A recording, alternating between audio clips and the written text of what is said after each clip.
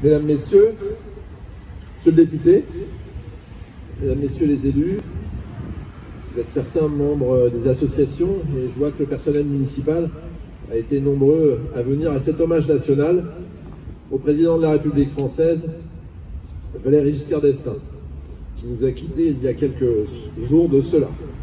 Si j'ai souhaité que nous puissions lever les couleurs, à la fois du drapeau national et du drapeau européen, c'est parce que c'est l'un des plus grands hommes de notre patrie qui est parti aujourd'hui. Et parce qu'il était l'un des constructeurs de l'Europe, celle qu'il voulait comme une fédération des États européens. Valéry Giscard d'Estaing a présidé la France de 1974 à 1981.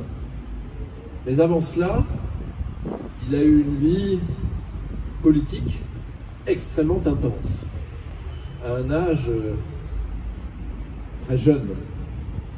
Et il a, dans le cadre de ses études, fait Polytechnique, dont il est sorti major, et l'ENA, dont il est sorti major aussi. Et puis, il est devenu, il a pris la filière classique des finances en tant qu'inspecteur des finances. Et il est devenu très jeune ministre du général de Gaulle dès l'âge de 36 ans, en menant une vie politique comme député, comme conseiller départemental de sa terre, d'Auvergne, mais aussi plus tard comme conseiller régional et président du conseil régional d'Auvergne. Et c'est sa présidence en 1974 qui a fait que la France a changé. Oui, il a été battu par celui qui prônait le changement, mais c'est lui qui a changé la France. En 1974, il a voulu faire que les bases anciennes de notre pays changent. Ces bases ont été modifiées et ont apporté, en particulier aux femmes, de grandes avancées. Aujourd'hui, ces réformes nous paraissent normales, mais à l'époque, en 1974, elles étaient révolutionnaires. Et il a souhaité, avec sa ministre, première ministre de la Santé de toutes les républiques, Simone Veil, mettre en place ce droit à l'avortement, ce droit à l'IVG, qui lui a valu d'ailleurs à l'époque une fronde de sa propre majorité, en particulier des gaullistes, mais aussi des milieux catholiques. Il savait que c'était important à la fois pour les femmes, pour les équilibres familiaux et simplement pour faire avancer la France. Et donc il l'a fait au mépris, encore une fois, du qu'en dira-t-on et des positions de certains à l'époque.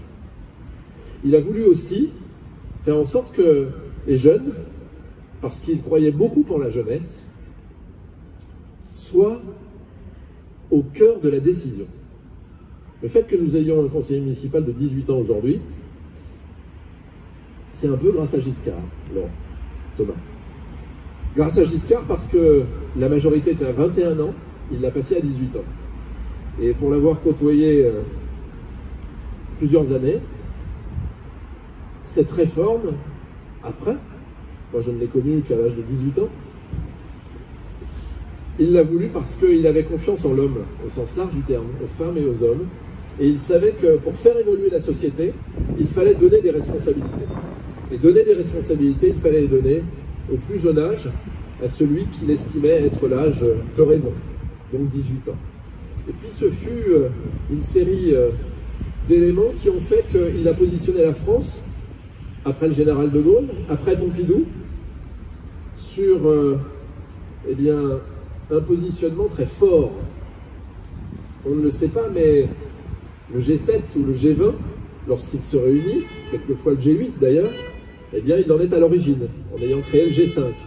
Il a réuni pour la première fois l'ensemble des grands présidents à Rambouillet pour que les grands sujets du monde soient traités, et pas uniquement par continent.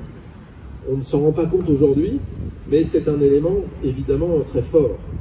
qu'il a souhaité mener, en particulier avec, à l'époque, Gerald Ford, le président des États-Unis, mais aussi avec le chancelier allemand, Helmut Schmidt, qui a été son associé dans la volonté de construire une Europe forte, avec cet axe franco-allemand, indissociable aujourd'hui.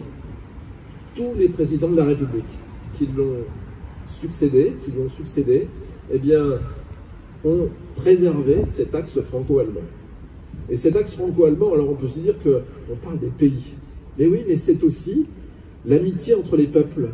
Le fait qu'il y ait eu une organisation pour la jeunesse franco-allemande. Que nous puissions aujourd'hui avoir des jeunes qui bougent, qui traversent l'Europe, qui se forment, il en est aussi à l'origine. Tous ces éléments ont fait que Valéry Giscard d'Estaing a souhaité qu'il y ait une identité nouvelle à la France, celle des visages d'aujourd'hui, de ceux qui étaient la jeunesse de l'époque, entre 1974 et 1981. Il a poursuivi le programme des TGV, il a accéléré effectivement les liaisons transmanche, les liaisons avec les États-Unis, et il était dans une période où le mur existait, où il y avait cette défiance entre les États libéraux et puis les États du bloc soviétique. Mais il a malgré tout engagé un grand nombre de relations avec ceux de l'autre bloc, ceux qui étaient peut-être un peu dans l'obscurantisme du côté des communistes. Parce que rappelons-nous, en Seine-Saint-Denis en particulier, la bataille, elle était entre les libéraux, ceux qui voulaient que Reims et d'autres villes soient libres, et puis d'autres qui prônaient le communisme, l'égalitarisme, mais surtout la volonté d'être en lien avec ces pays qui, encore une fois, ont amené beaucoup vers des chemins de traverse. Valéry Giscard d'Estaing a été à un moment une alternative au gaullisme, mais pas une alternative contre le gaullisme, mais tout simplement parce qu'il fallait donner plusieurs choix à la France. Il a donné la possibilité à la France de choisir. Ce choix a été fait en mettant à la plus haute fonction Valéry Giscard d'Estaing en 1974. Et puis, Valéry Giscard d'Estaing, c'est aussi quelqu'un qui a su défendre les valeurs de la France par des opérations militaires. Il a eu ce courage, car lui-même avait été militaire, avait été cité. Il a souhaité, je ne sais pas si certains d'entre vous, mais quand on parle du fait qu'il a lancé des soldats sur Colvézi, des parachutistes. 3000 Européens étaient pris au piège par les séparatistes katangais.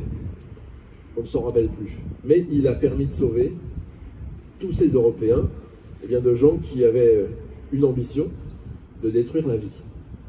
On oublie ce genre de choses, ça fait partie maintenant de l'histoire. Pour certains et les plus jeunes, d'une histoire totalement méconnue, mais il est important de le rappeler.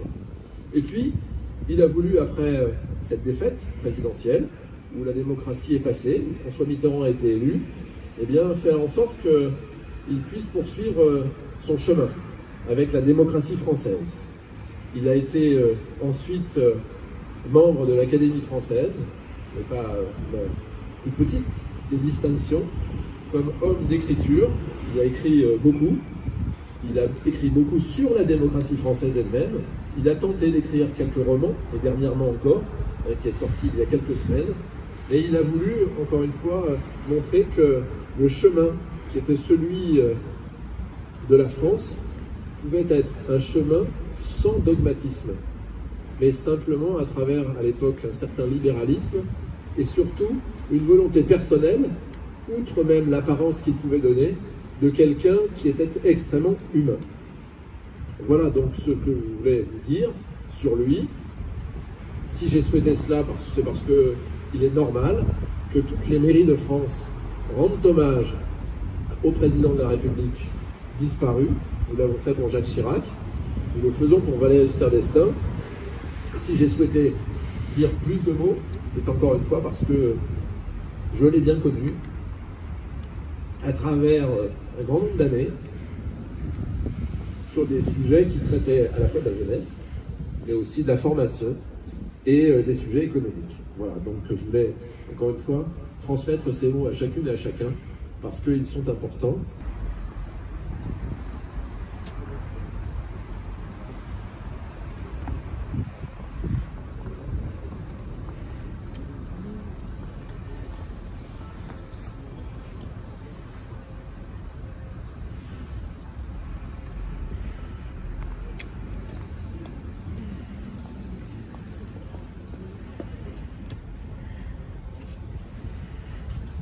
Pour l'ensemble, garde à vous.